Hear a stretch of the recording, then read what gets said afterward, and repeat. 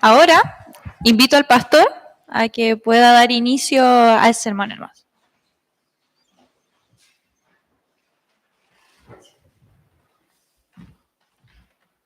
Ya, muchas gracias. Queridos hermanos, les invito a que abran sus Biblias en Juan capítulo 2.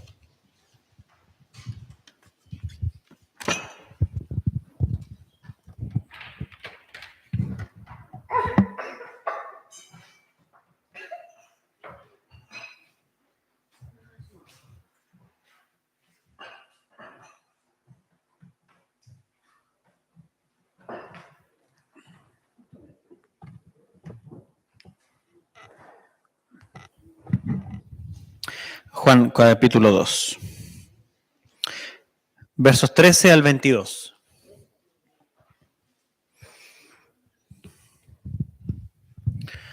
Vamos a leer el texto, ¿ok?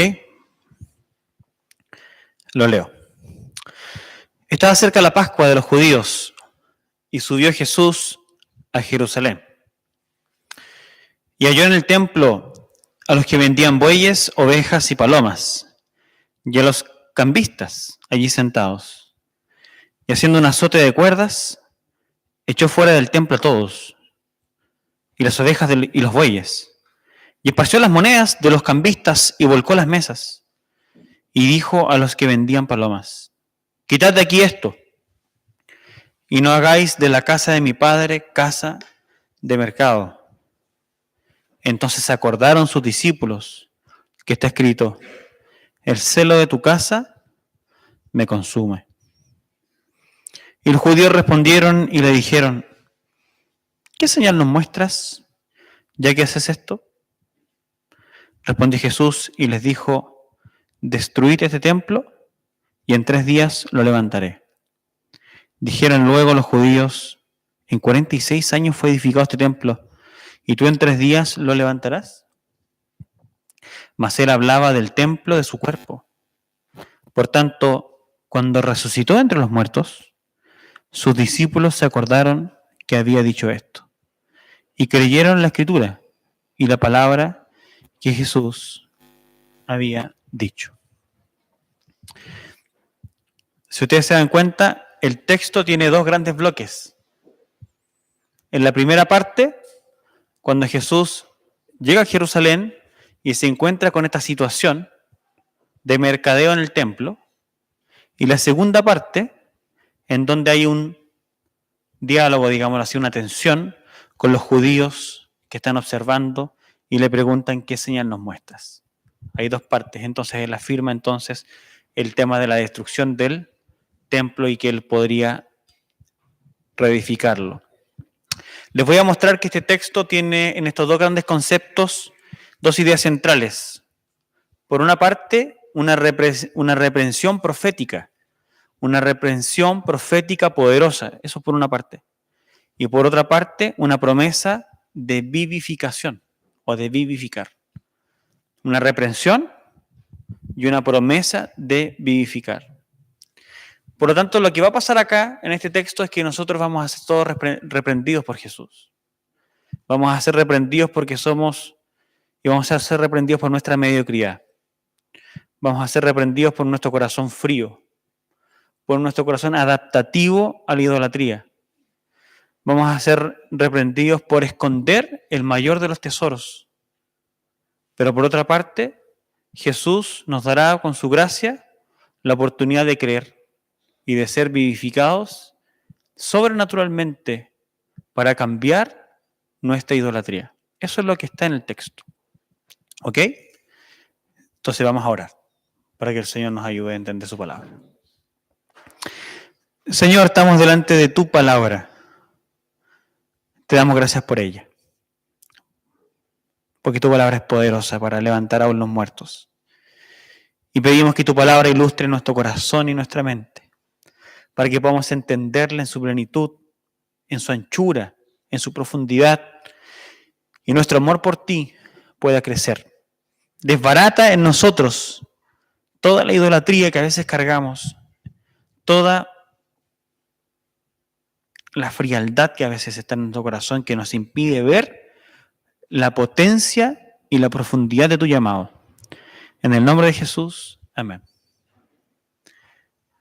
El templo es una iniciativa de Dios para encontrarse con los hombres. Fue idea de Él. Una idea de acercarse. Y la primera prefiguración de eso estaba en el tabernáculo, cuando el pueblo estaba por el desierto y la presencia de Dios iba con el pueblo. Entonces el tabernáculo fue erigido para representar que Dios estaba en medio de su pueblo, como una forma de ilustrar y de materializar esa promesa de que vosotros seréis mi pueblo y yo seré su Dios. Yo andaré en medio de ustedes. Una idea de encuentro, una idea de satisfacción, una idea de que nuestras ansiedades, una idea de que nuestras expectativas, una idea de que nuestros deseos por la trascendencia tuvieran un lugar de encuentro en donde podamos realmente sentir que Dios está cerca, que no está lejos, que Él nos ama, que Él nos protege, que Él extiende su mano protectora y Él nos hace diferentes al resto, pero por su presencia. Eso estaba allí. Entonces cuando un judío, cuando un hebreo normal era invitado al templo, era invitado a una experiencia fuerte, pero renovadora. Una idea fuerte porque cuando entrabas al templo, el templo tenía varios niveles, digamos. Tú entrabas al atrio exterior, al patio exterior, luego al patio interior, luego estaba el lugar santo y luego estabas en el lugar santísimo. ¿Se recuerdan esas partes? Entonces la experiencia era creciente, era hacia arriba, pero tenía cosas fuertes que iban ocurriendo. Las personas iban, peregrinaban, iban al templo, y ya pasamos del tabernáculo al templo, iban al tabernáculo al templo y llevaban seguramente sus ofrendas, ¿ok? Entonces llegaban al patio exterior.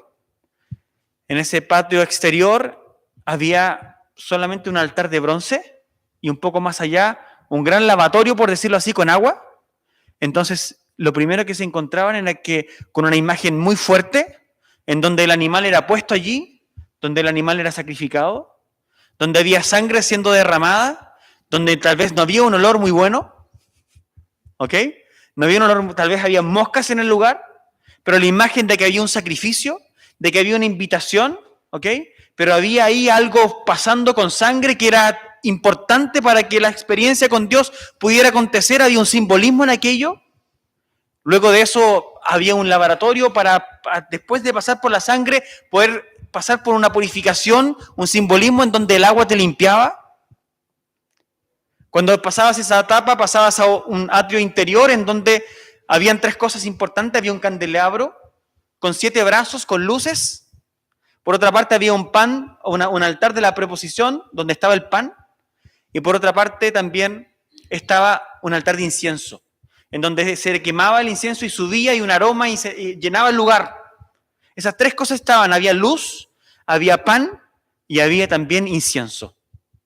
Y más adentro, un lugar donde ellos no podían pasar, donde entraba solamente el sumo sacerdote una vez por año, donde había un gran velo y donde estaba la presencia de Dios. Todo eso simbolizaba un proceso que era importante que cada hebreo entendiera, porque tenía que entender entonces que la relación con Dios era una invitación a que la luz brillara, a que ser alimentado del propio Dios. Había una figura del pan allí, había una figura también de incienso que era la oración, la adoración que debía surgir del creyente una vez que pasaba por una etapa anterior, que era la etapa en donde había un sacrificio, en donde un sacrificio que te hacía aceptable, donde tú entrabas, donde te permitía a Dios entrar a su presencia y ser ministrado por Él.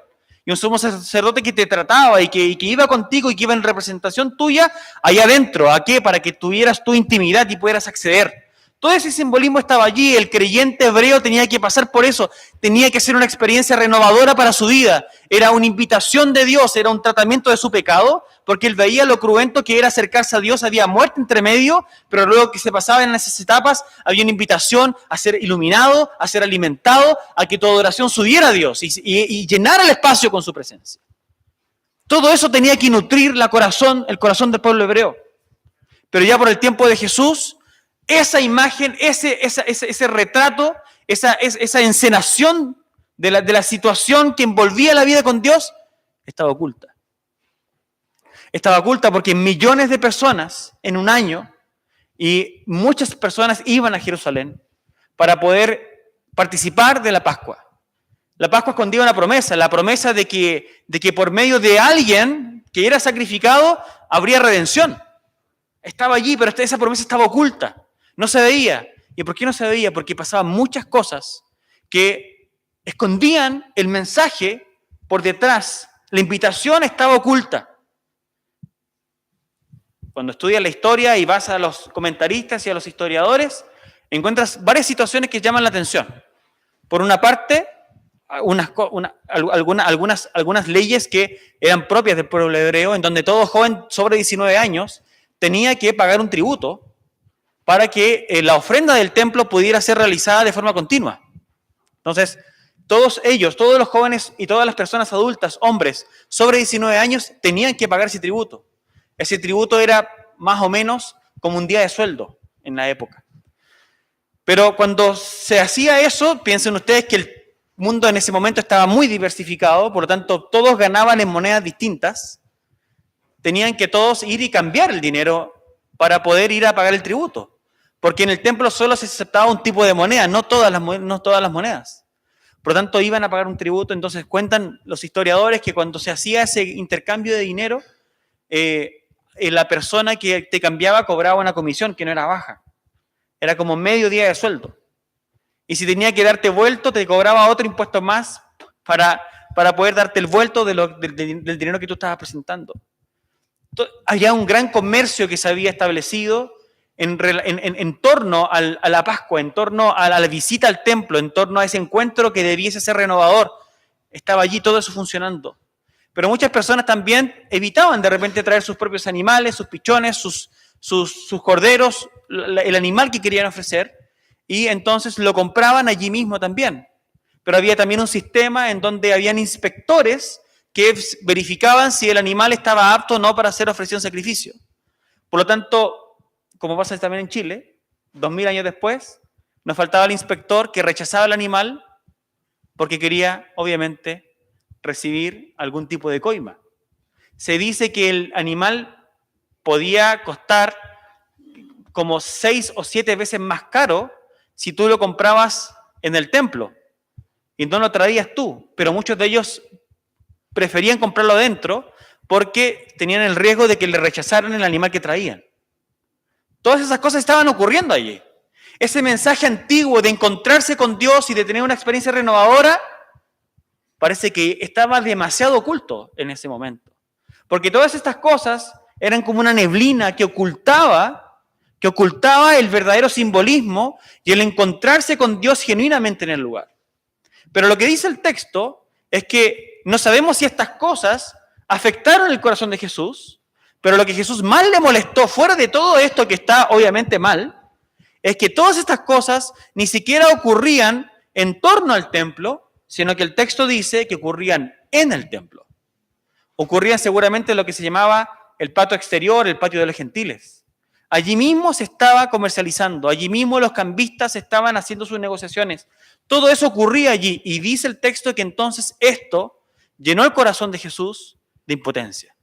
Llenó el corazón de Jesús de celo. Llenó el corazón de Jesús de un deseo de purificación, de un deseo de que las cosas, una sensación, una certeza en su corazón de que las cosas no andaban bien. Entonces él asume una labor profética. Una labor como la de otros profetas en el Antiguo Testamento, en donde esos profetas se levantaban delante del pueblo y reclamaban respecto de la exclusividad que era y que Dios se merecía.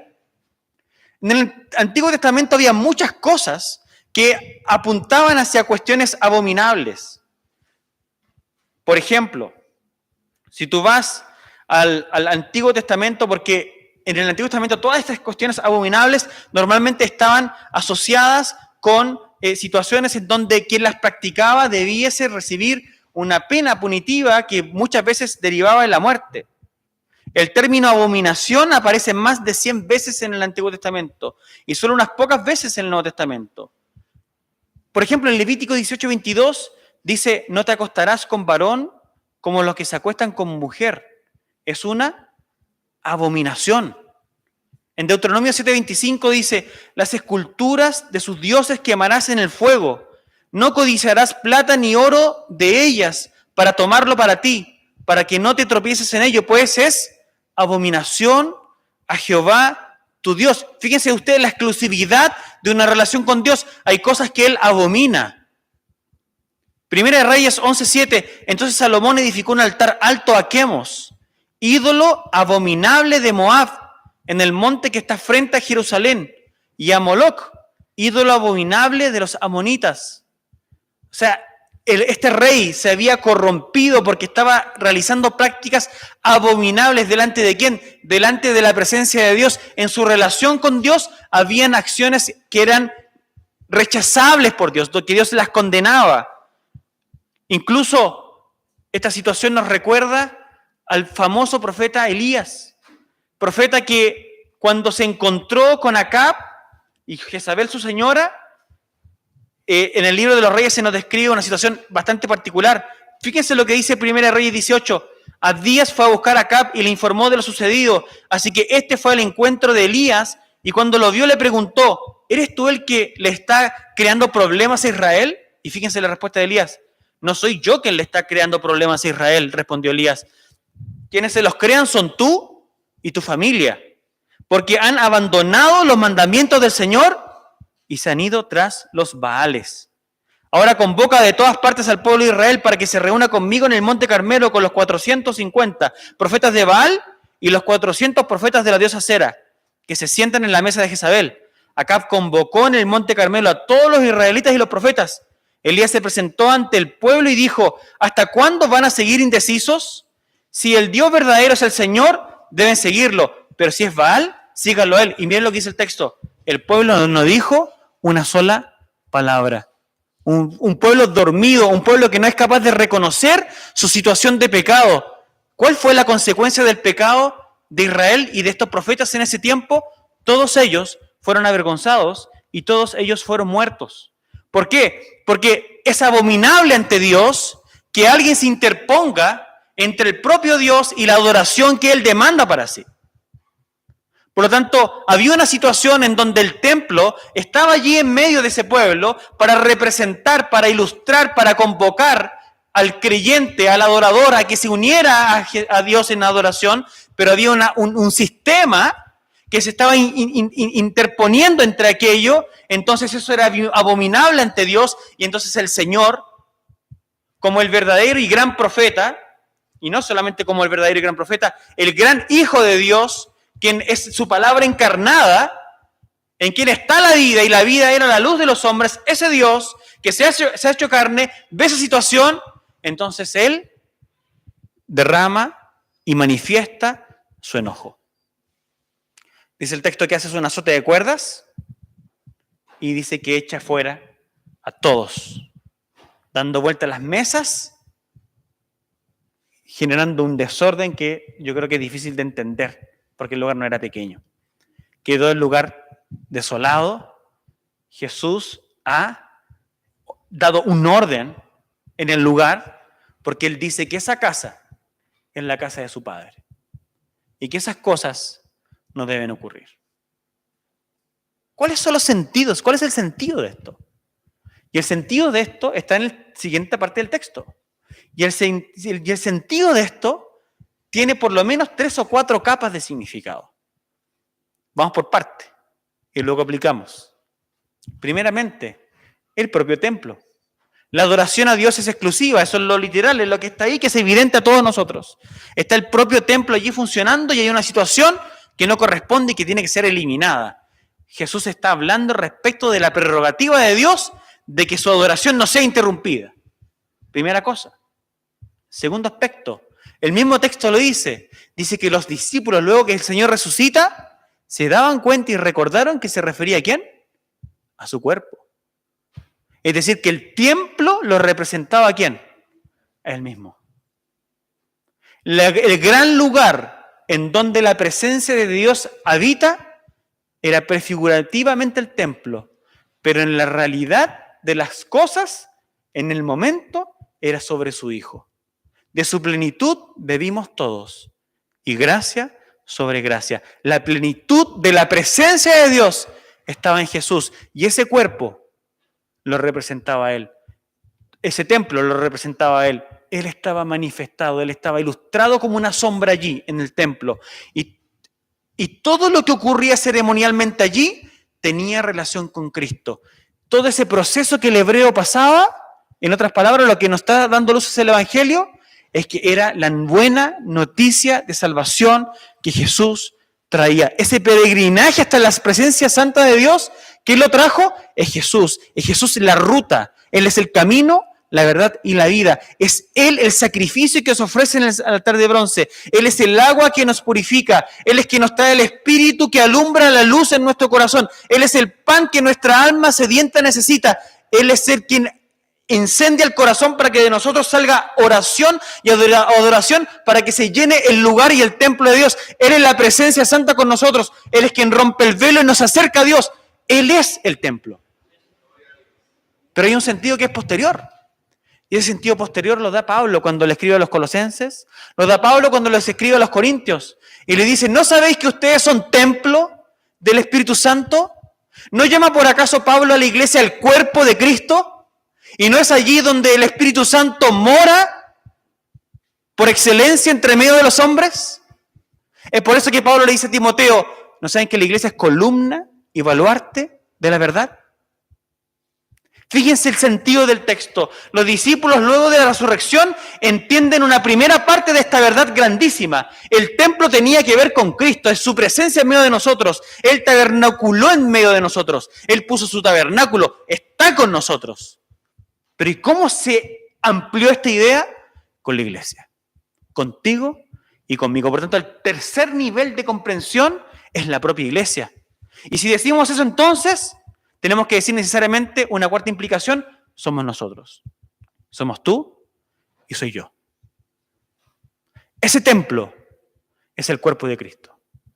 Ese cuerpo de Cristo es la iglesia.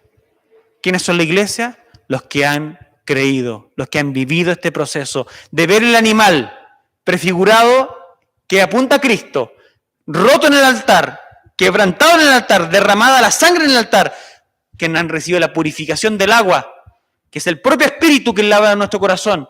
Los creyentes llevamos sobre nosotros el Santo Espíritu de Dios. Una gran responsabilidad, una invitación a vivir en luz, a alimentarse de Jesús, a vivir una vida de adoración y de sacrificio ante Él, levantar nuestras oraciones como un incienso que llena su presencia. Es eso lo que dice el libro de Apocalipsis, que cuando se rompe el quinto sello, lo que brota es el incienso y el incienso son las oraciones de los santos. Está todo prefigurado. Es la promesa del pacto de que nosotros somos su pueblo y de que Dios es nuestro Dios para siempre. ¿Pero qué? Y aquí entonces caminamos hacia ya una etapa conclusiva en donde tenemos que sacar nuestras aplicaciones. ¿Qué es lo que el texto nos está diciendo? Nos está diciendo que Dios no va a negociar su lugar en nuestra vida. Dios no va a negociar la adoración que se le debe en nuestro corazón. Y así como Elías fue y ante el pueblo tuvo que aparecer y irrumpir, y tuvo que ser una persona desagradable para el pueblo, tuvo que ser el rufián de la historia, el malo de la película. Y Elías tuvo que exponerse para combatir contra un pueblo idólatra y lo encaraba para que tomara una decisión. El Señor Jesús, hoy con su Espíritu, también nos encara a nosotros. Y nos encara respecto de cuál es el lugar de Él en nuestra vida. ¿Cuál es el lugar de Él en nuestro corazón? ¿Cuál es el lugar de la adoración en nuestro corazón? Y les quiero confesar algo. Me costó digerir el texto. ¿Por qué me costó digerir el texto? Por la dureza de mi corazón. Porque el gran punto, el gran ápice, el gran clímax del texto, el gran llamado del texto, ¿saben cuál es? Es un llamado al arrepentimiento. Es un llamado a reconocer que nuestra ajetreada forma de vivir, Dios a veces está ausente. Que no hay un altar en nuestro corazón. Porque el templo ya no existe. Lo que existe somos nosotros. Nosotros somos el templo. ¿Cuál es el incienso que se quema en tu templo? ¿Cuál es la adoración que fluye de tu corazón? ¿Cuántas lágrimas has derramado en su presencia? ¿Eres una invitación para que todos vengan a Dios a través de ti? A veces miro mi vida, miro mis flaquezas, miro mis errores, miro mi conducta y tengo que reconocer que no. Por tanto, este texto nos hace la pregunta que Elías le hizo al pueblo. ¿Hasta cuándo van a seguir indecisos? Si el Dios verdadero es el Señor, deben seguirlo. Pero si es Baal, síganlo a él. El pueblo de acá, de esa época, guarda silencio. ¿Y nosotros? Hay un terreno personal, pero hay un terreno como iglesia también. ¿Por qué? Porque este texto nos enseña que la iglesia no es un lugar de entretención. No es para que la gente se divierta. Las luces de colores sobran en una iglesia. ¿Me entienden? La invitación es a encontrarse con el Jesús vivo y verdadero. Y las iglesias, nosotros necesitamos de purificación.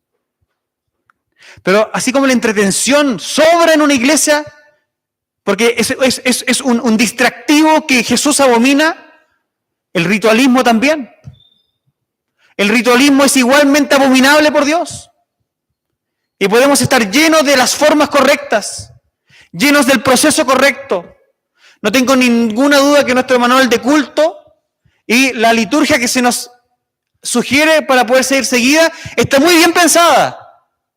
Pero si nosotros nos vamos al fondo de la cuestión, nos estaremos distrayendo, estaremos perdiéndonos de lo mejor. Y lo mejor es Dios. Se nos sugiere que nos arrepintamos. Se nos sugiere que invoquemos a Dios, que nos arrepintamos, que nos nutramos con su palabra cuando es leída, que cantemos himnos. Maravillosas esas ideas. Pero si no, eso no es precedido por nuestro corazón arrepentido, por nuestro corazón postrado, por nuestro corazón necesitado de ese pan de la proposición que es Cristo. Si nuestro corazón no está sediento por esa luz del mundo que es Jesús, si no está sediento, entonces no brotará de nosotros la oración que es fruto de labios que confiesan su nombre. No brotará ese incienso que llena la casa de Dios. Y nosotros necesitamos transformarnos en eso. Y para eso necesitamos un milagro. Pero ya iremos para allá. Pero si no es una casa de entretención y no es una casa de ritualismo, bueno, tampoco es una casa de negociación. Pareciera que eso estuviera más lejano a nosotros, pero tenemos que decirlo, porque es lo que a Jesús le irrita también en el momento.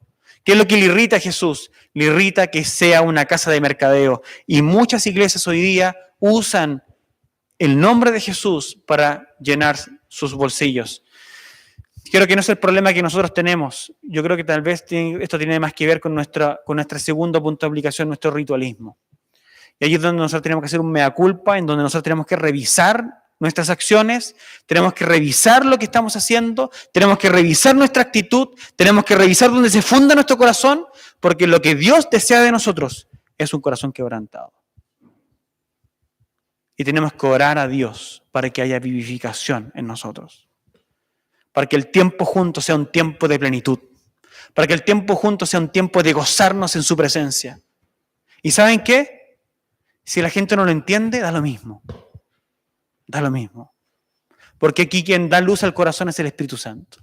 Y lo que nosotros somos llamados es a derramarnos delante de Él. La casa de Dios no puede ser un lugar en donde nosotros tenemos vergüenza de derramar nuestras lágrimas. La casa de Dios no debe ser un lugar en donde nosotros tenemos vergüenza de contar nuestros problemas. En donde nosotros tenemos miedo de que nos escuchen que necesitamos oración. Debe ser aquí el lugar de oración por excelencia. Nosotros juntos debe ser el lugar de oración por excelencia. El lugar de adorar a Dios por excelencia, de estar en su presencia por excelencia. No puede haber otro lugar en la tierra, no puede haber un concierto cristiano que sea mejor que estar nosotros como iglesia local aquí juntos adorando al Creador. Y para eso tiene que haber en nosotros un quebrantamiento que el Espíritu Santo produzca. Los judíos preguntan, ¿qué señal nos muestras? ¿Cierto? Ellos querían una señal. ¿Por qué tienes esta autoridad? Esa autoridad y esa señal fue dada ¿cuándo? Cuando el Señor Jesús fue levantado y muchos fueron atraídos para Él. Y ese levantamiento es la cruz. Ese levantamiento es la cruz porque allí Dios, y está Juan construyendo esta narrativa de inicio a fin, por eso cuando va a hablar con Nicodemo después, le da la idea de que como la serpiente fue levantada en el desierto, así debe ser levantado el Hijo del Hombre para que todos los que lo vean sean salvos. ¿Es esa la idea? Entonces cuando Jesús es levantado en el monte, todos tienen que ver, y los que vean con fe son salvos, son quebrantados. Es por eso que el texto culmina diciendo que los discípulos se dan cuenta, ellos creen. El texto termina literalmente de esta forma.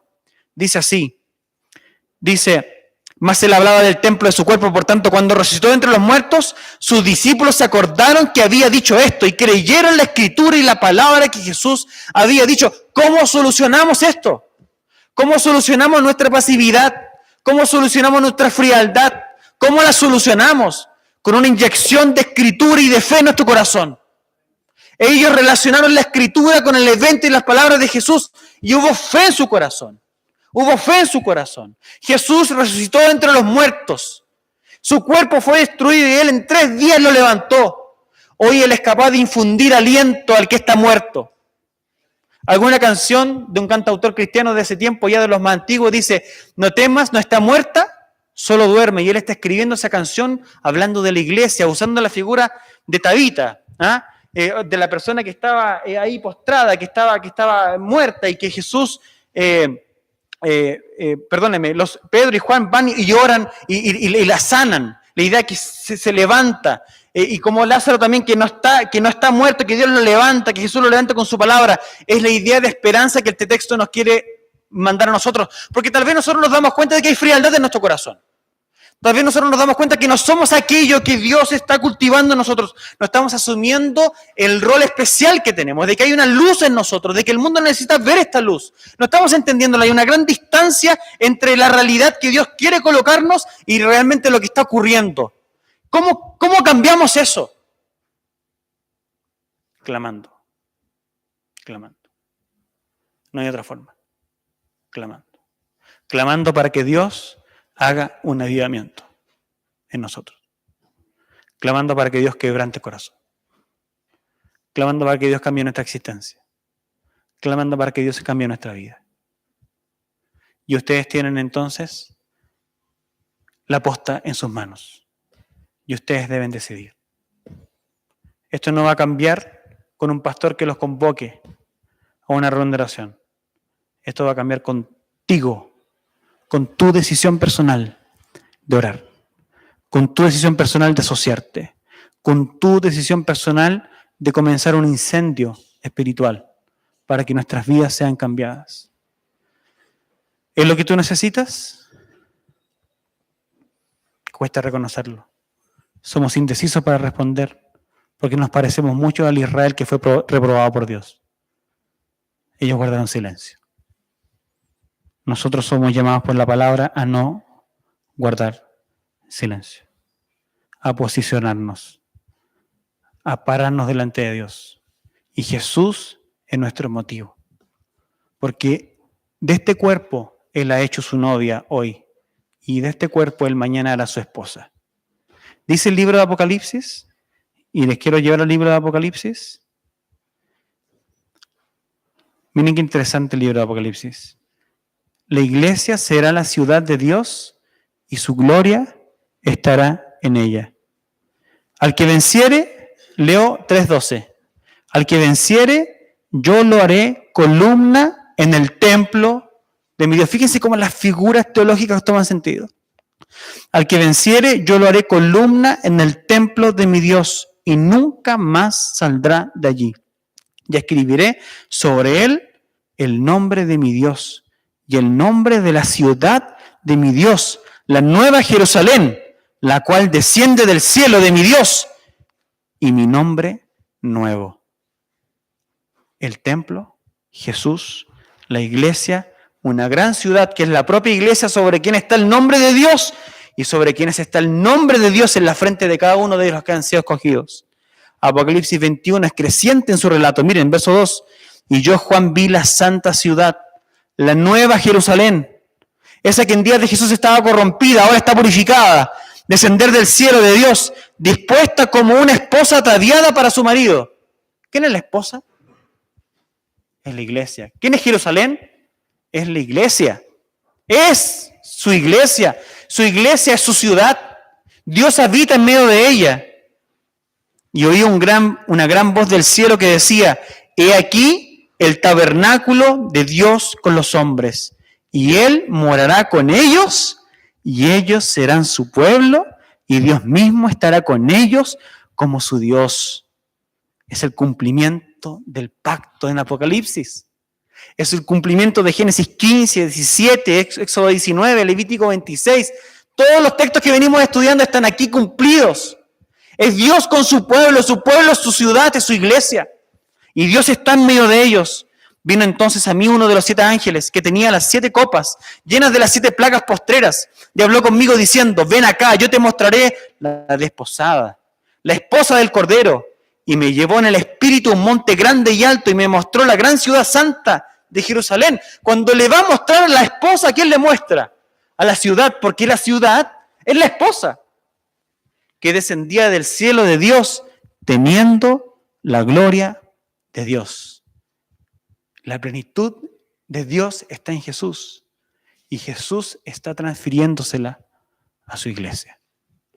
Nosotros somos el receptáculo de esa gloria y podemos degustarla hoy de forma creciente, pero para ello debemos vencer nuestra pasividad, nuestro silencio, nuestro orgullo, para que tomemos de su plenitud y la bebamos. Es la invitación de este texto. Y creyeron en la Escritura y en la palabra que Jesús les había hablado.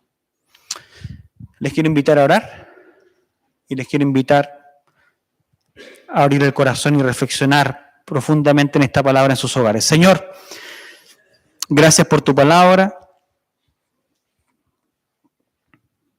Hay textos claros, Señor, y este es uno de ellos. Una reprensión en nuestro corazón para que seamos exclusivamente tuyos. Tú pides exclusividad. Tú pides que nada estorbe nuestra adoración. Tú pides que nosotros personalmente, como familias e iglesia, te adoremos exclusivamente a ti y seamos completamente tuyos. Oh Dios, ayúdanos a honrar tu nombre en nuestra vida. Ayúdanos a salir de cualquier situación de pecado. Ayúdanos a romper cualquier pensamiento que nos aleja de la fuerte verdad de que somos tuyos y te pertenecemos. Y alimenta en nuestro corazón tu palabra que nos promete esta vida plena en tu presencia, quebrantando todo yugo en nosotros, Señor, para que nosotros podamos hacer esa luz que tú quieres que seamos. Tú no quieres que los peregrinos de esta época choquen con la iglesia, sino que sean alimentados por un fiel testimonio de parte de ella. Nosotros, oh Dios, aquí queremos ser eso. Queremos que tú nos uses. Queremos que tú nos uses para que otros puedan también verte. Y para eso, oh Dios, pedimos que nos quebrantes. Pedimos que nos ayudes. Nos ayudes, oh Dios, a vencer nuestro orgullo, a vencer nuestra pasividad, a vencer nuestra frialdad, y que los otros que trabajan con nosotros, que están con nosotros todos los días, puedan ser animados a acercarse a ti. ¿Cuánto necesitamos ser cambiados, oh Dios? Por eso yo oro en esta mañana, para que tú nos cambies. Y para que así como tú resucitaste entre los muertos, el mismo Espíritu, Señor, dice tu palabra, que resucitó a Jesús de entre los muertos, está en nosotros. Oh Dios, por eso que trae vida a nuestro corazón. Tú puedes hacerlo, Dios. Tú puedes cambiar tu iglesia. Tú puedes traer tu iglesia más fidelidad hacia ti. Danos, oh Dios, esa fidelidad. En el nombre de Jesús. Amén.